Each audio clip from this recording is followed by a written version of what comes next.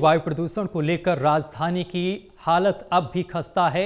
एक तरफ प्रदूषण, दूसरी तरफ ठंड दे रही है जनता को दोहरी मार। 400 के पार बना हुआ है दिल्ली का ओवरऑल एक्यूआई। कई इलाकों में 500 के भी बेहद नजदीक पहुंचा है एक्यूआई। प्रदूषण रोकथाम के लिए ग्रेड 4 की पाबंदियां लागू की गई हैं। सुप्रीम कोर्ट में भी लगातार उठ रहा प्रदूषण का मुद्दा। वायु प्रदूषण के चलते नर्सरी से कक्षा 5 तक के स्कूल बंद कर दिए गए हैं। सभी सरकारी और निजी स्कूलों के लिए आदेश जारी किया गया है। तो लगातार ये बड़ी जानकारी हम आप तक पहुंचा रहे हैं। दिल्ली एनसीआर में लगातार प्रदूषण का स्तर बढ़ रहा है और ओवरऑल एक्यूआई की बात की जाए तो 400 के पार बताया जा रहा है। कई इलाकों में 500 के भी बेहद नजदीक पहुंचा है एक्यूआई। प्रदूषण रोकथाम के लिए ग्रेड 4 की पाबंदियां लागू हैं। सुप्रीम कोर्ट में भी लगातार उठ रहा है प्रदूषण का मुद्दा। वायु प्रदूषण के चलते नर्सरी से कक्षा 5 तक के स्कूल बंद किए गए हैं। सभी सरकारी और निजी स्कूलों के लिए आदेश जारी किया गया है। तो लगातार प्रदूषण का स्तर राजधानी दिल्ली में बढ़ रहा है, जिससे कि लोगों को भारी दिक्कतों का सामना करना पड़ रहा है। और इसके साथ ही सर्दी का सितम भी दिल्ली एनसीआर में देखने को मिल रहा है। इस खबर पर अधिक जानकारी के साथ हमारे संवाददाता विशाल सिंह हमारे साथ जुड़ गए हैं।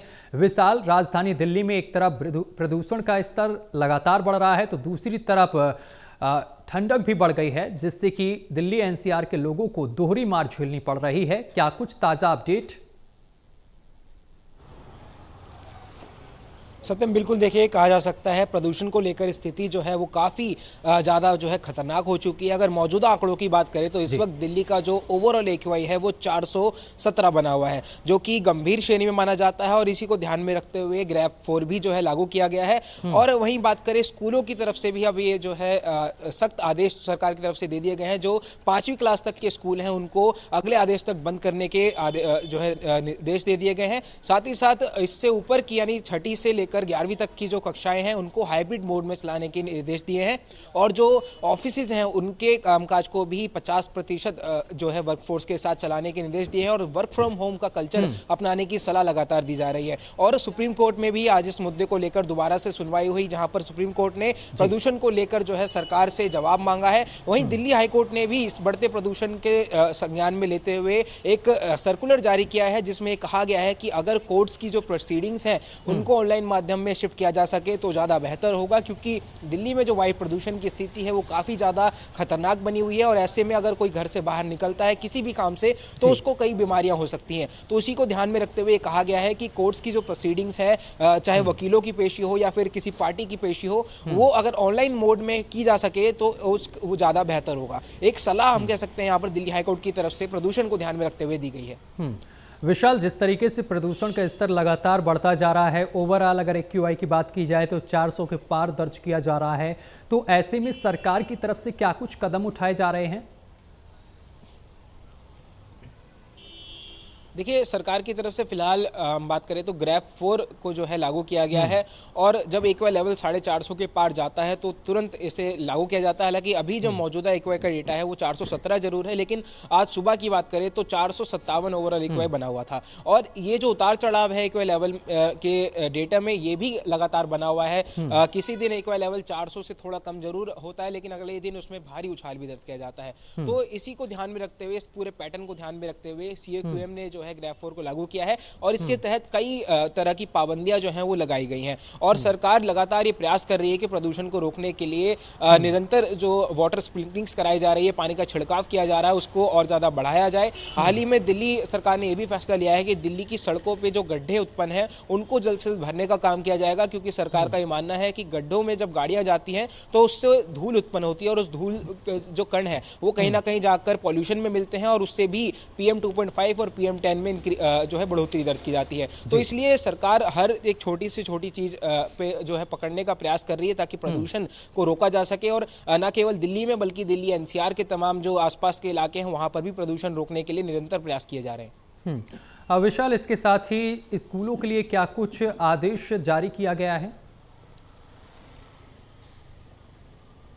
देखिए, एक आदेश पहले जारी किया गया था जिसमें कहा गया था कि कक्षा 9वीं से लेकर 11वीं तक की जो कक्षाएं हैं उन सभी को हाइब्रिड मोड में शिफ्ट किया जाए, यानी जरूरत पड़ने पर ही केवल ऑफलाइन क्लासेस का इस्तेमाल हो, बाकी पढ़ाई के लिए, शिक्षा के लिए ऑनलाइन क्लासेस का इस्तेमाल किया जाए। लेकिन अब एक और सर्कुलर जो है शिक्षा निदेशालय की तरफ से अभी जारी हुआ है थोड़ी देर पहले, जिसमें कहा गया है कि नर्सरी से लेकर कक्षा 5वीं तक के सभी स्कूल जो है पूरी तरह से बंद रखे जाएं और अगले जो आदेश होगा तब तक इसको बंद रखना होगा। और इन जो नर्सरी से लेकर 5वीं तक कक्षा के पढ़ने वाले जो छात्र हैं उनकी पढ़ाई जो है पूरी तरह से ऑनलाइन मोड में शिफ्ट की जाए।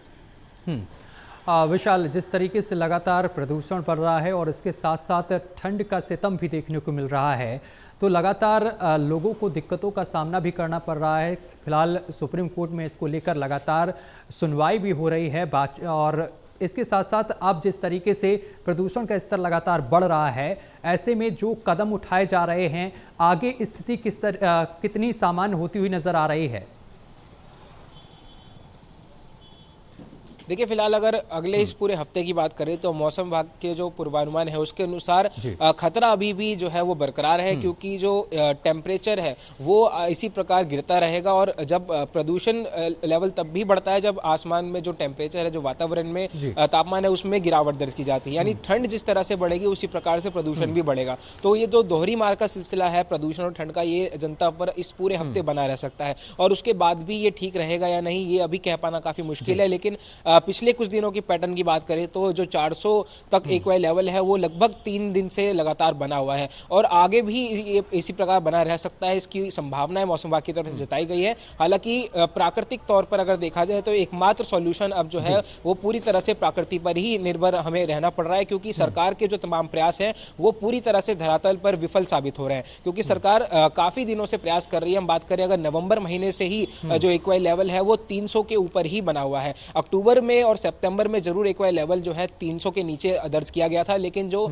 एक्वाई का डेटा कैलेंडर है उसके अनुसार नवंबर से लेकर आज दिसंबर तक अभी तक एक्वाई लेवल 300 के नीचे नहीं गया है, जो कि दर्शाता है कि सरकार जितने भी प्रयास अभी तक कर रही है वो विफल साबित हो रहे हैं। और आने वाले दिनों में मौसम कैसा रहेगा इसके लिए भी अभी कुछ भी कह पाना जो है थोड़ा जल्दबाजी होगा। सत्यम, विशाल, किन इलाकों में प्रदूषण की स्थिति बेहद नाजुक बताई जा रही है? देखिए, अगर सेपरेट इलाकों की बात करें तो इस वक्त वजीरपुर में जो है सबसे ज्यादा एक्वाई दर्ज किया गया है, जो कि 470 के भी पार है।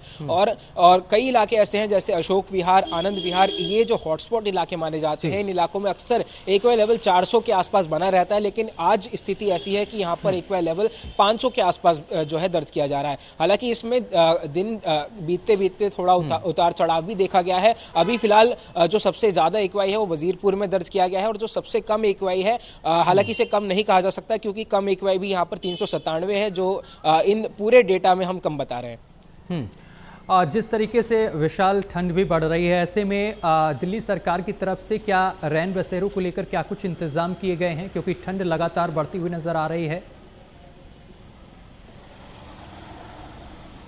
देखिए, कुछ दिन पहले दिल्ली के जो अर्बन डेवलपमेंट मिनिस्टर हैं आशीष सूद, उन्होंने एक रैन बसेरा का दौरा किया था और वहां पर उन्होंने कहा था कि जितने भी दिल्ली में रैन बसेरा हैं उनका कायाकल्प किया जाएगा और खासतौर पर ठंड के मौसम में लोगों को वहां पर पनाह देने के लिए बेहतर सुविधाएं दी जाएंगी। वहां पर हीटर्स का इंतजाम किया जाएगा, साथ ही साथ जो सिक्योरिटी गार्ड्स हैं उनको भी हीटर्स दिए गए हैं। और सरकार ये अपील कर रही है कि जो लकड़ी लोग जलाते हैं उस पर प्रतिबंध लगाया जाए, उसको ना जला जाए, क्योंकि उससे भी प्रदूषण फैलता है।